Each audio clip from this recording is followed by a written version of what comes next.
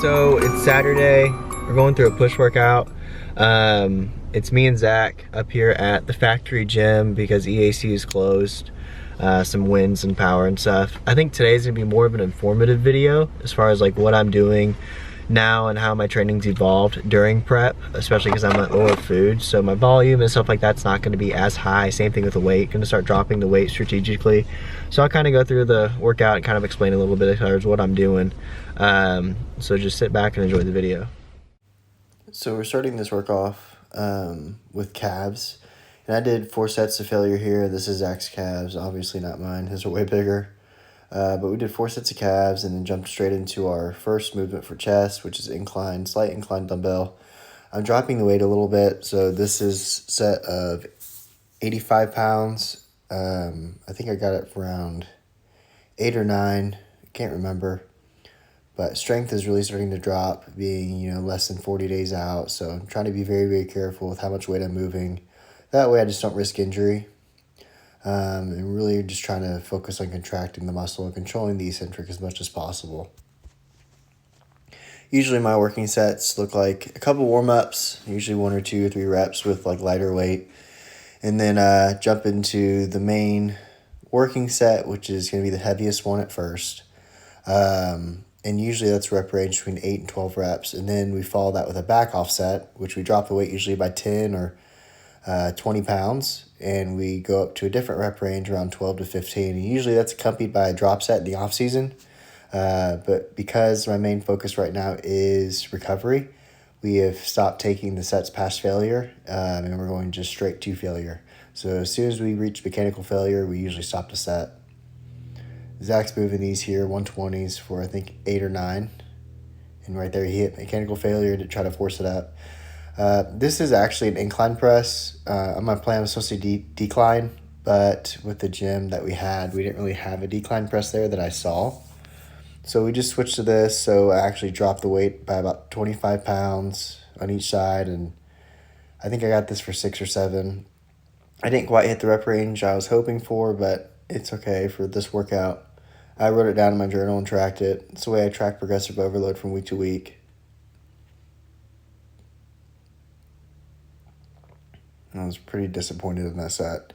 Here's Zach doing the same thing. Like I said, we really want to make the eccentric part of our motion or a movement slower than the concentric. We just really want to take advantage of that. And then we finished up our chest exercise with some flies. So we did 3 sets of failure. And the flies, I noticed that on my third exercise, typically of any movement, I'm not really able to achieve progressive overload. So I usually just go to failure on 2 or 3 sets. And then we also supersetted this with lateral raises. So we did 4 sets of lateral raises. We did 2 with the dumbbell and then 2 with the machine. We were also doing some tricep extensions as well. Even though I didn't really film the tricep section of this or the delts, we did throw about a total of 4 working sets for each of those. My second push day for the week typically is more of a delt and tricep focus, so we kind of just throw those here at the end of this push day, my first one, because it's mainly chest focused.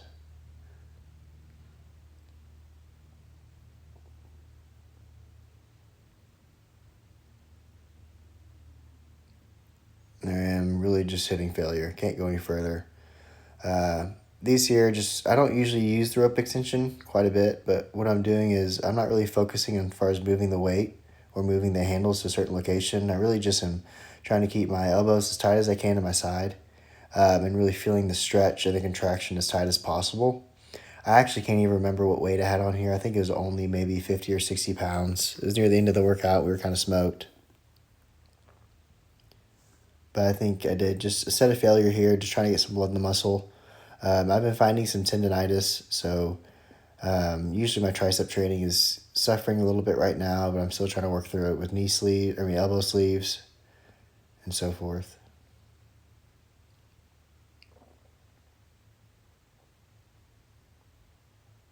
The gym we were training at was actually really cool. It's up in Louisville. It's about 35 minutes away from my home gym.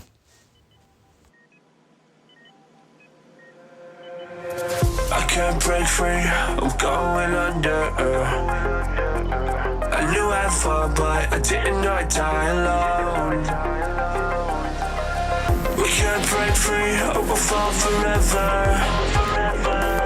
I try to forget what I should have never known. Let's go!